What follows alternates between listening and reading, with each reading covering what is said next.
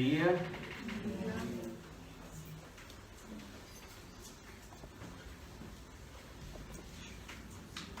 Antes de começarmos, vamos orar. Deus Pai,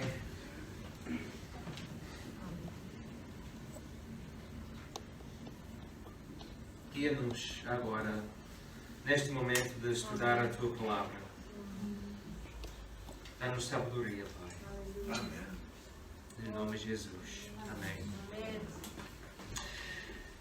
Hoje, quero dizer que a minha mensagem não é uma mensagem curta, mas não é longa também, então.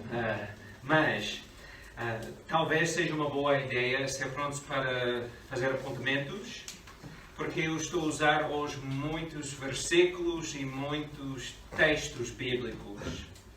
Estamos a nos aproximar da Páscoa, a celebração cristã de Páscoa. Foca-se na ressurreição de Jesus, mas para chegar ao ponto de ressuscitar, Jesus teve de morrer. Para chegar ao ponto de morrer, Jesus teve de ser rejeitado pela sua comunidade, pelos líderes religiosos e não religiosos. E hoje nós vamos falar sobre a rejeição de Jesus. Veja comigo Mateus capítulo 21, que foi lido hoje de manhã. Mateus capítulo 21, versículos 33 a 44.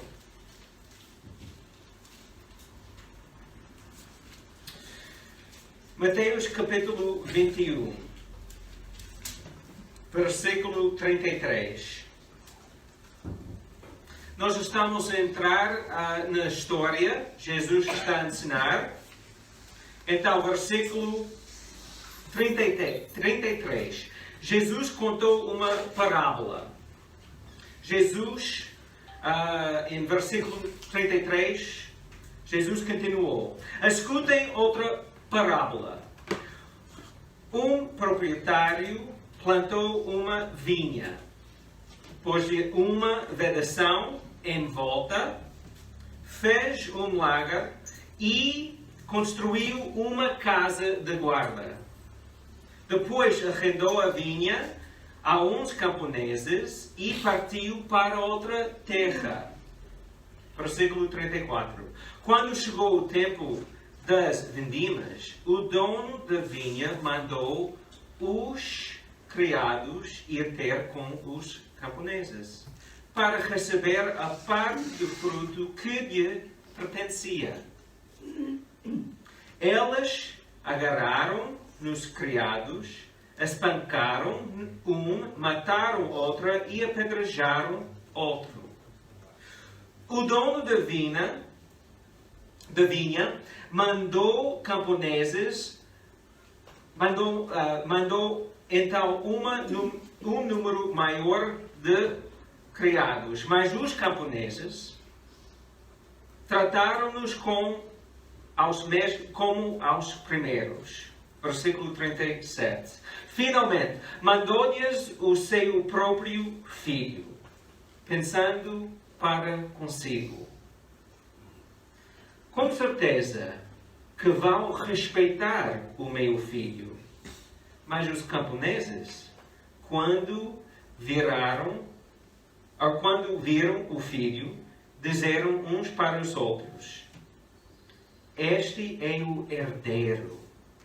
Vamos matá-lo, e a herança dele fica para nós. Então, agarraram-no, atiraram-no para fora da vinha e mataram-no.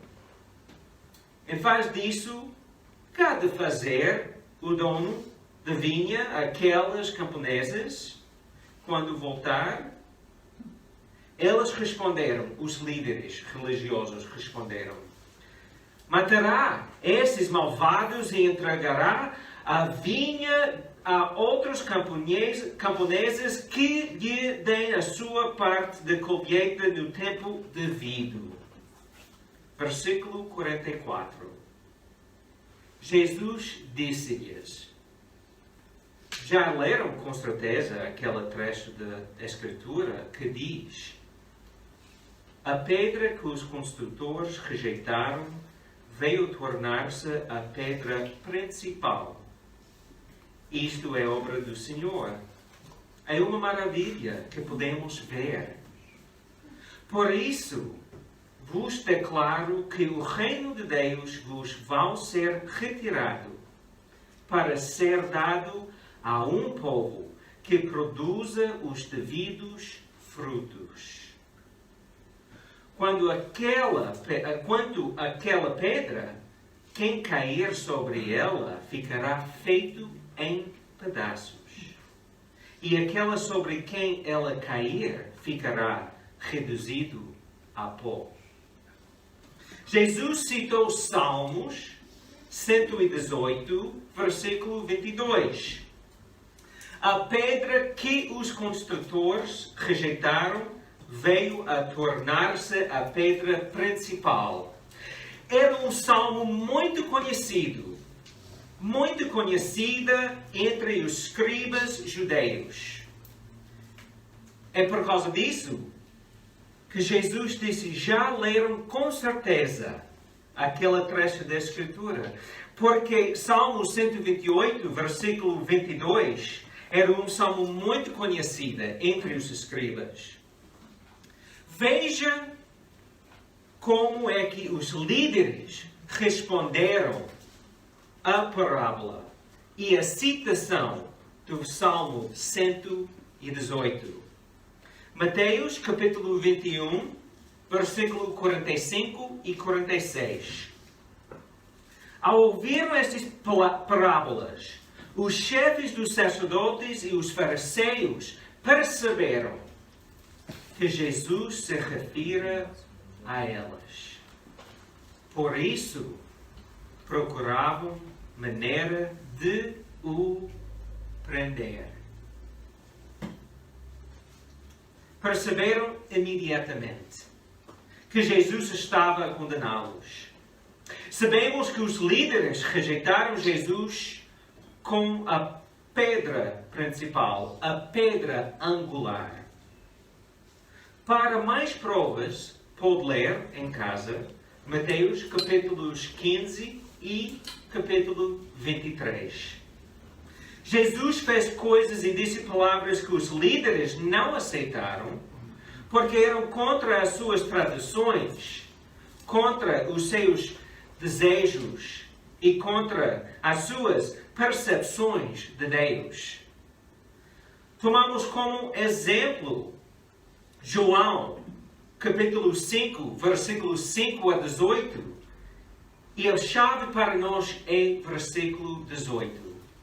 João 5, versículo 18.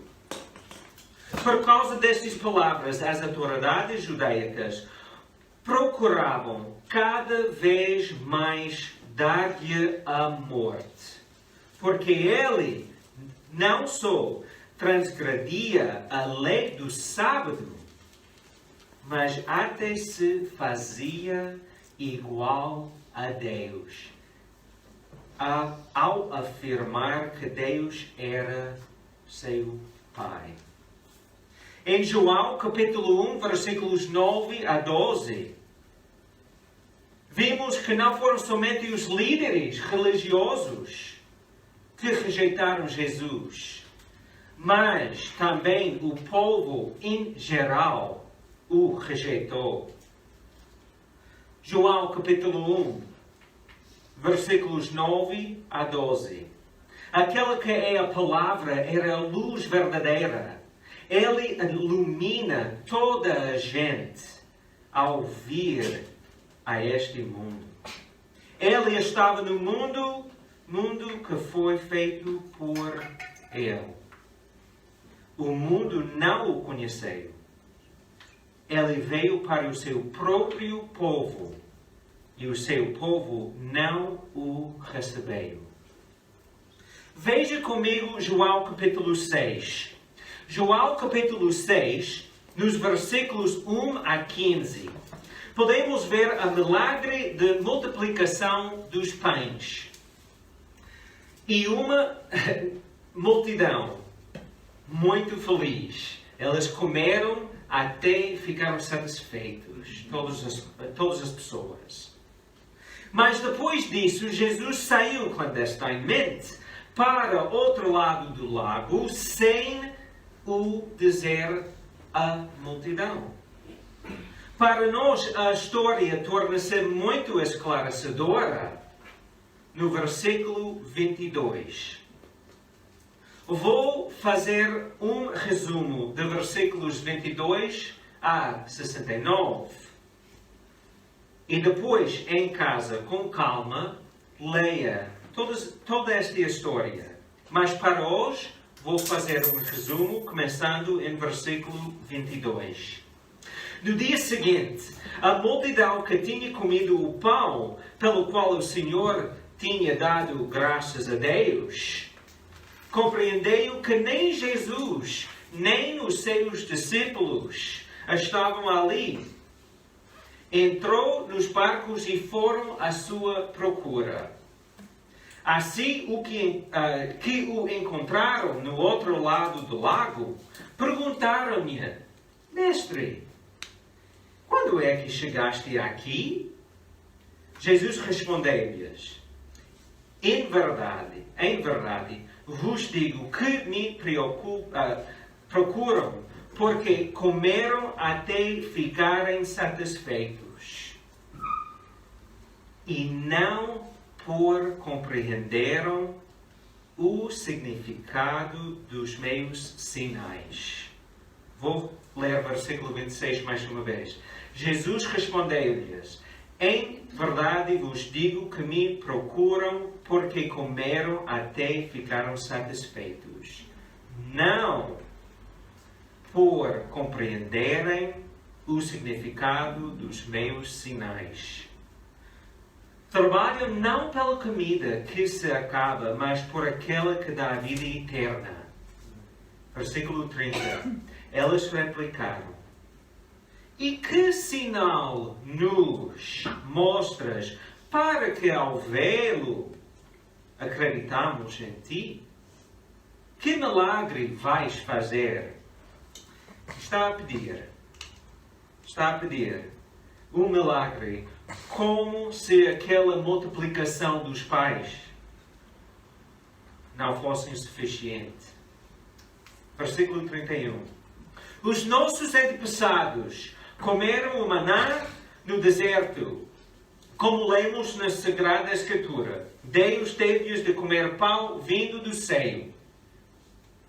Versículo 47. Reparam bem no que vos digo. Aquele que acredita em mim tem a vida eterna. Eu sou o pão que dá vida.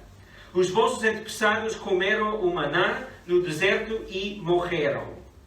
Mas aqui está o pão que desceu do céu para que quem dele comer nunca morra. Eu sou esse pão vivo que veio do céu. Quem comer deste pão viverá para sempre. Mas ainda, o pão que eu há de dar é o meu corpo oferecido para que o mundo tenha vida. Versículo 60. Muitos dos seus discípulos, ao ouviram semelhantes palavras, exclamaram: Aquilo que ele diz é difícil de aceitar. Quem pode ouvir semelhante coisa? Jesus notou que os seus discípulos murmuravam por causa daquelas palavras que falou-lhes. Isto escandaliza-vos. Versículo 65. E acrescentou: Por isso é que eu vos dizia que ninguém pode vir a mim se o Pai o não trouxer. Desde aí muitos dos seus discípulos abandonaram-no e deixaram de andar com ele. Então Jesus perguntou aos 12, também me querem deixar? Simão Pedro exclamou, Senhor, a quem havemos de seguir? Só as tuas palavras dão vida eterna, e nós já cremos e sabemos que és o Santo de Deus. Pessoas comuns e até os seus discípulos rejeitaram Jesus por causa dos seus ensinamentos. Elas tinham expectativas que Jesus não cumpriu e por isso rejeitaram Jesus. É muito fácil avaliar a rejeição de Jesus num quadro histórico. Focar a luz nos relatos bíblicos para perceber por que Jesus foi rejeitado é uma coisa. Outra coisa é virar a luz para nós mesmos e perguntar: como é que estou a rejeitar Jesus? Ou avaliar a minha vida com a questão: quantas vezes rejeito Jesus porque não aceito os seus ensinamentos? Ou avaliar as minhas ações ou palavras para ver como é que elas demonstram uma rejeição de Jesus. Acho que é importante avaliar as nossas vidas para que não sejamos um impedimento para alguém receber Cristo. O famoso Gandhi disse duas coisas interessantes. Primeiro, no seu autobiografia, Gandhi relatou uma conversa com um cristão. Ele escreveu isso. Ele, o cristão, ele pecava com olhos abertos e mostrava-me que isso nem ao mesmo deixava angustiado. E segundo, as suas experiências com sua colonizador, que dizia que era um país cristão, levou Gandhi a dizer: eu gosto de Cristo, eu não gosto de vocês cristãos. Vocês cristãos são tão diferentes de Cristo. Temos de avaliar as nossas vidas porque não queremos ser uma pedra em cima da qual as pessoas tropeçam. Para avaliar as nossas vidas, temos de ser honestos e usar a Bíblia como uma luz. Veja comigo 1 João. 1 João, capítulo 1. 1 João, capítulo 1, versículos 7 a 10.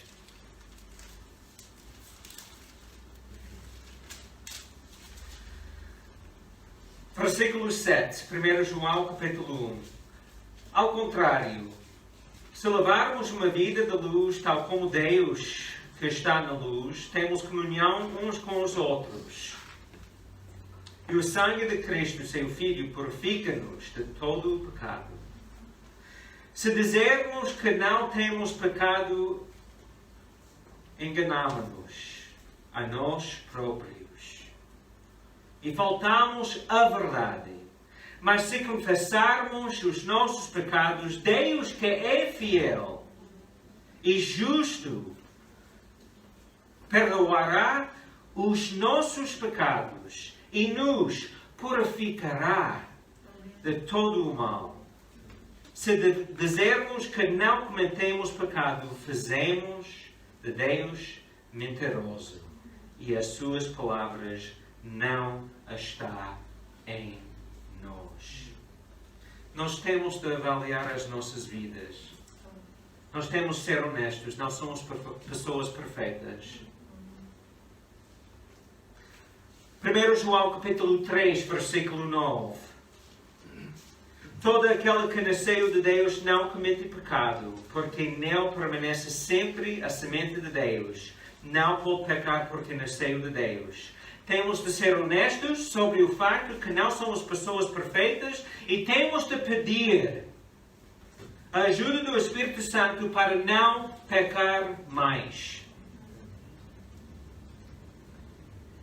Quando usarmos a Bíblia como uma luz, é mais fácil ser honestos sobre as nossas vidas. Por exemplo, podemos usar os seguintes versículos. Marcos, capítulo 12, versículos 30 e 31. Ama o Senhor teu Deus com todo o teu coração, com toda a tua alma, com todo o teu entendimento e com todas as tuas forças. E o segundo mandamento, em importância, é este: ama o teu próximo como a ti mesmo. Não há nenhum mandamento mais importante do que estes. Nós podemos ler isso e perguntar a Deus: Deus, estou a afirmar que Tu és a coisa mais importante na minha vida. Estou a amar e tratar pessoas como mim mesmo. Estou a amar Deus com todo o meu coração, com todo o meu ser. Tu estás no primeiro lugar da minha vida, ou estou a servir outras coisas como se fossem um Deus? Provérbios 3, 5. Confia no Eterno, do fundo do seu coração, e não tenta resolver tudo sozinho. Deus, estou a tentar resolver a minha vida segundo o meu raciocínio, segundo o que eu entendo, ou estou a depender de Ti, Pai? Lucas 6, capítulos 43 a 45. Não há nenhuma árvore boa que dá frutos ruins, nem árvore ruim que dê frutos bons. Deus, os meus frutos. Estou a produzir frutos bons?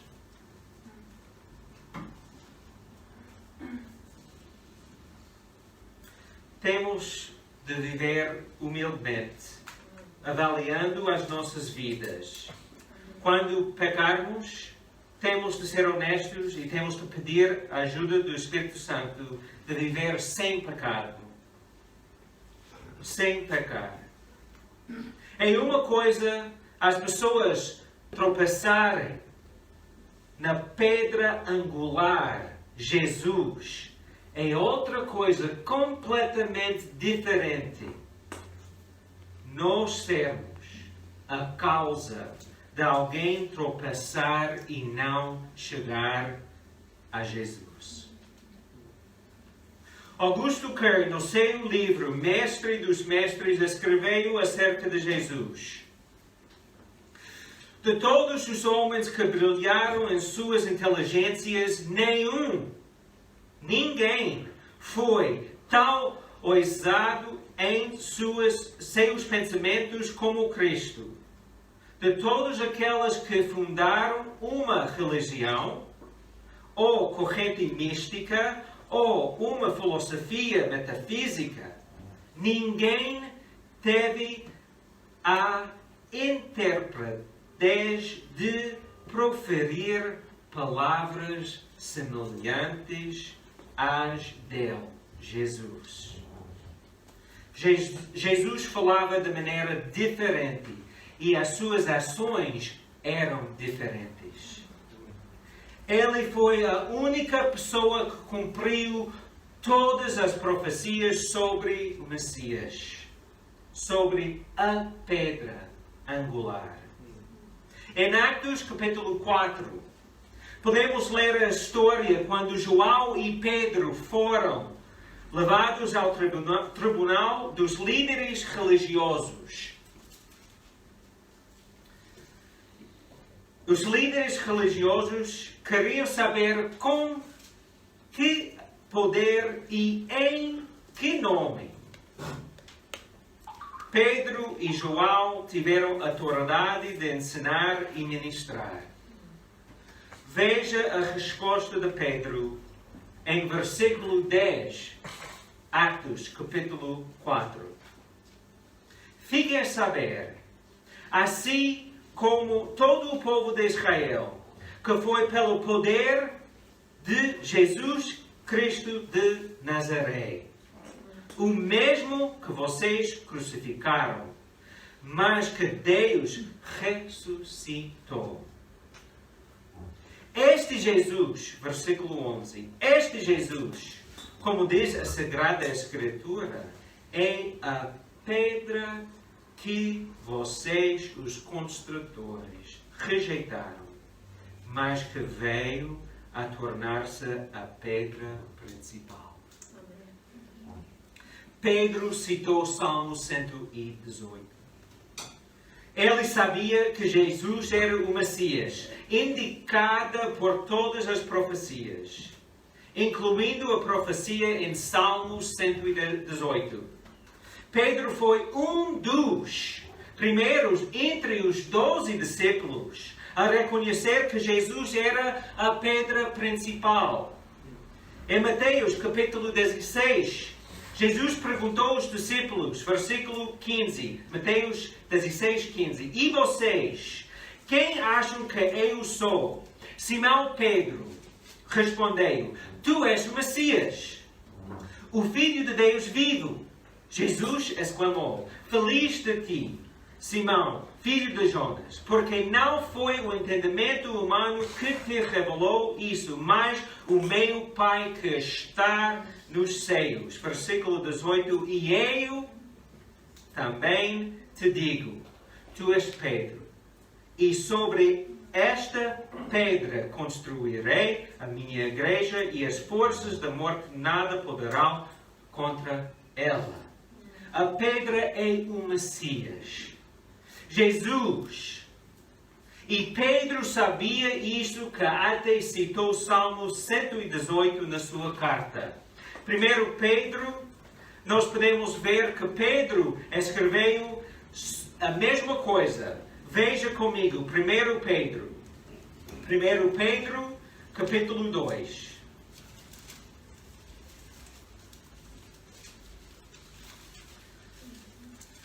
1 Pedro, capítulo 2, vou começar a ler em versículo 4.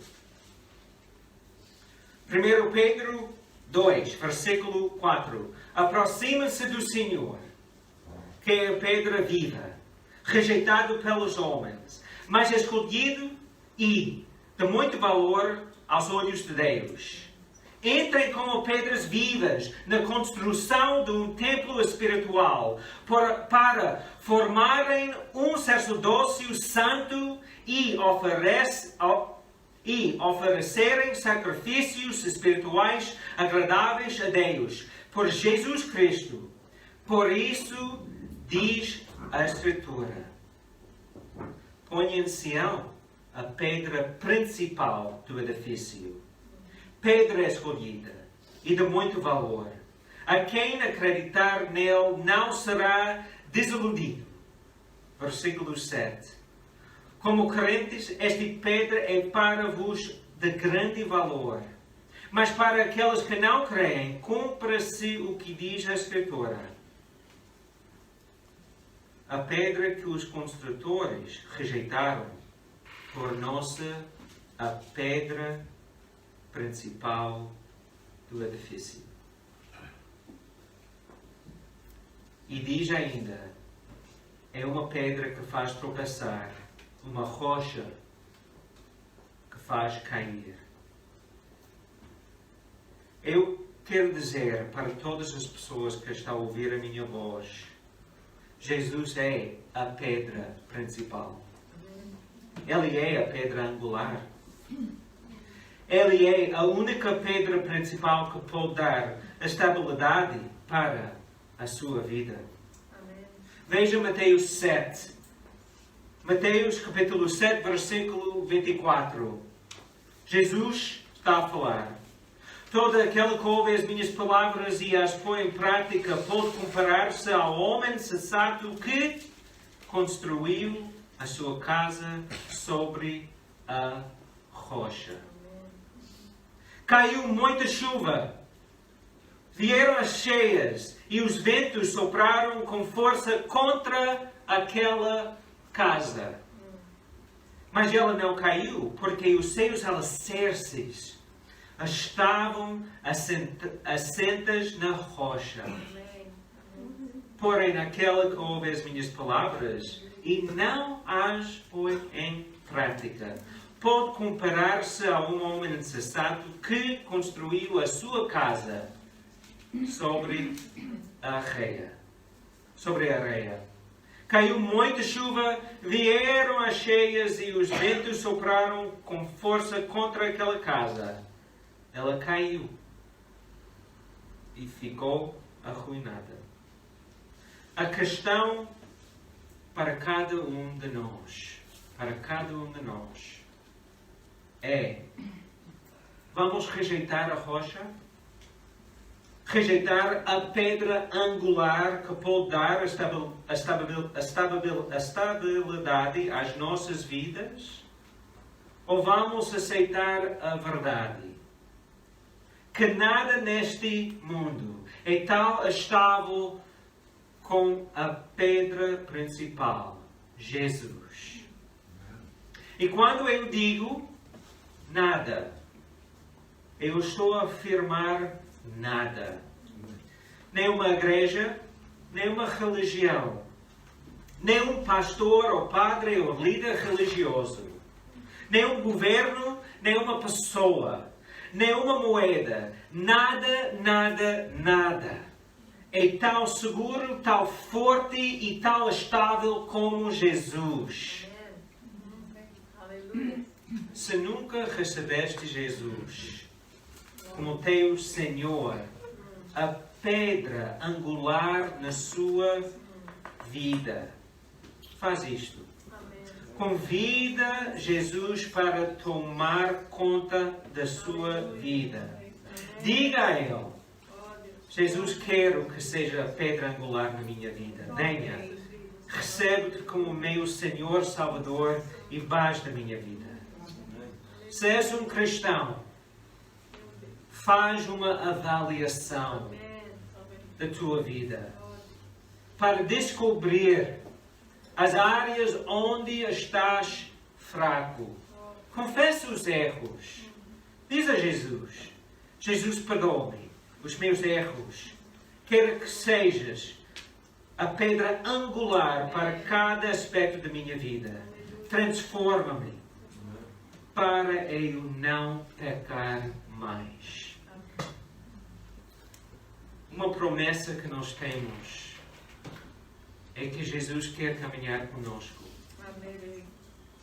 Ele quer que nós construímos as nossas vidas mesmo em cima dele, porque Ele é a pedra angular, a pedra principal.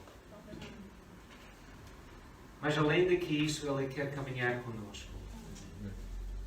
Entre em contato conosco se tu queres receber Jesus como seu Salvador, ou quer ajuda a caminhar com Jesus. Estamos aqui para ajudar cada pessoa a fazer isto. Vamos orar. Deus Pai, estou muito obrigado. Estou muito grato.